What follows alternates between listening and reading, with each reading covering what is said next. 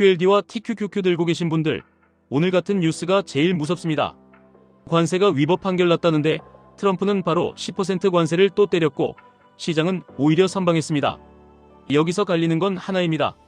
이걸 대폭락 신호로 볼지 불확실성 해소로 볼지입니다. 일단 오늘 판결의 핵심부터 딱 정리하겠습니다. 대법원이 6대3으로 국제비상경제권한법 IEEPA를 근거로 한 광범위 관세는 권한받기라고 본 겁니다. 그래서 IEEPA로 걸어둔 보편 관세, 상호 관세, 그리고 중국, 캐나다, 멕시코를 겨냥한 펜타닐 관세 같은 묶음이 크게 흔들렸습니다. 다만 중요한 포인트가 하나 더 있습니다. 무역확장법 232, 무역법 301, 세이프가드 201 같은 다른 칼은 그대로 남아있습니다. 오늘 판결이 관세라는 단어 자체를 지운 게 아니라 IEEPA라는 칼을 빼앗은 겁니다. 그런데 여기서 시장이 왜 무너지지 않았느냐? 이게 오늘의 진짜 주제입니다. 대부분은 관세라는 단어에만 반응합니다. 하지만 주식시장은 단어가 아니라 경로에 반응합니다. 관세가 올라간다. 그 자체보다 관세가 어떤 법으로, 얼마나 오래, 어떤 예외 규정으로, 얼마나 빠르게 바뀌느냐, 이 경로가 예측 가능해지는 순간부터 시장은 오히려 편해집니다.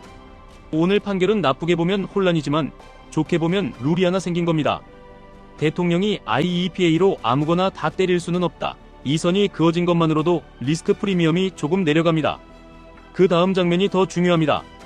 트럼프는 판결에 맞서 다른 법으로 10% 글로벌 관세를 다시 걸겠다고 바로 움직였습니다.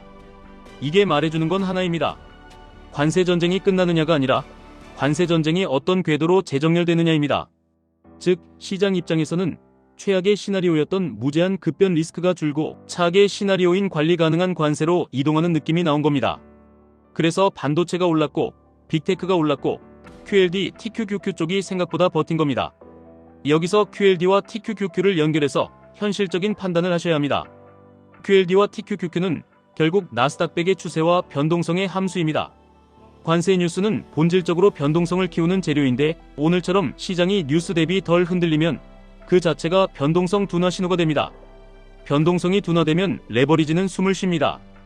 그래서 오늘 같은 날은 많은 분들이 착각합니다. 관세면 무조건 위험, 레버리지면 무조건 도망, 이렇게 단순합니다. 그런데 레버리지의 공포는 뉴스가 아니라 추세가 꺾일 때 시작합니다. 그럼 지금 무엇을 봐야 하느냐? 첫째, 관세의 법적 경로가 며칠 안에 어떤 식으로 정리되는지입니다. 주말과 다음 주 초에 뉴스가 몰릴 가능성이 높습니다. 둘째, 10년물 금리, 달러, 금, VIX의 조합입니다. 만약 관세가 진짜로 물가를 낮추는 방향이라면 금리가 의미있게 내려가고 달러가 흔들리거나 위험 자산이 더 강하게 튀어야 정상입니다. 그런데 오늘은 그 반응이 제한적이었습니다. 이건 시장이 이번 판결을 거실을 뒤집는 대형 이벤트로 보지 않았다는 신호로도 해석됩니다. 즉, 공포를 과대평가하지 말되 다음 뉴스 한 방에 다시 요동칠 수 있다는 전제를 같이 들고 가셔야 합니다. 여기서 전략을 잡아보겠습니다. 레버리지는 방향이 맞으면 빨리 벌지만 방향이 틀리면 빨리 닫힙니다. 그래서 핵심은 매수 자체가 아니라 매수의 리듬입니다. 저는 지금 구간을 이렇게 봅니다. 첫째, QQQ가 단기 추세를 유지하는 동안은 QLD는 정석적인 적립과 눌림 매수로 끌고 가기 좋습니다. 둘째, TQQQ는 뉴스가 아니라 타이밍이 핵심이라서 급등 추격보다 눌림 구간에서만 들어가야 합니다. 셋째, 관세 같은 이벤트가 많은 국면에서는 한 번에 몰빵이 아니라 두 번, 세 번으로 나눠서 진입해야 심리가 무너지지 않습니다.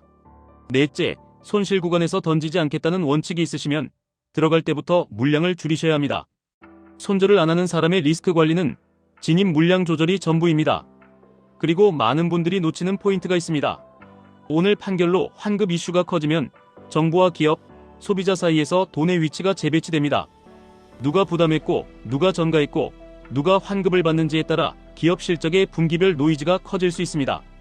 이건 개별주에는 독이지만 나스닥백처럼 대형 성장주 바스켓에는 오히려 중립으로 지나갈 가능성이 있습니다.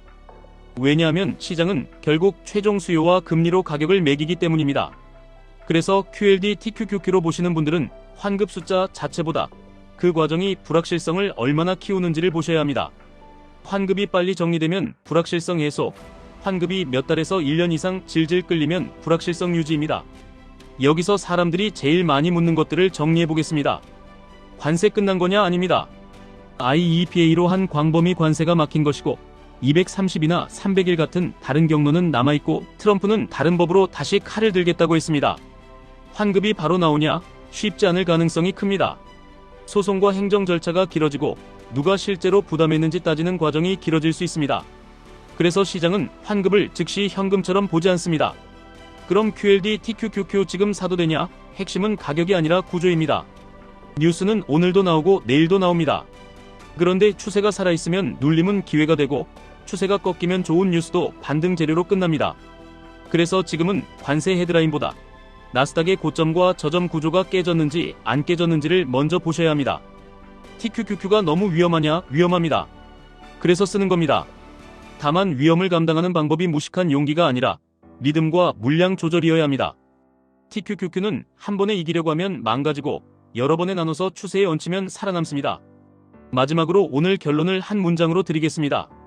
관세 위법 판결은 끝이 아니라 관세의 전장이 법에서 법으로 옮겨가는 장면이고 시장이 선방했다는 건 공포보다 불확실성의 크기가 더 중요하다는 걸 보여준 겁니다. QLD는 추세를 먹는 도구로 TQQQ는 타이밍을 먹는 도구로 오늘 뉴스에 흥분하지 말고 다음 눌림과 다음 확인 구간을 준비하시면 됩니다. 지금까지 1분 투자 하이젠버그였습니다.